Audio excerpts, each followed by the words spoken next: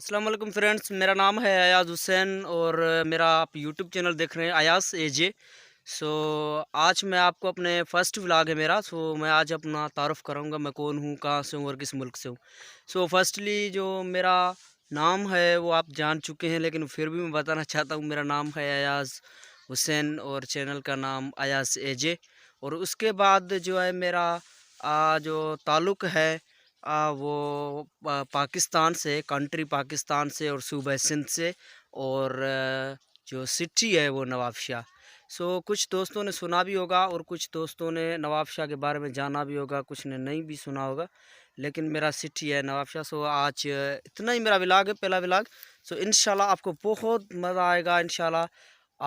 मेरे चैनल को लाइक और सब्सक्राइब लाजमी करना। अल्लाह हाफिज़। आगे भी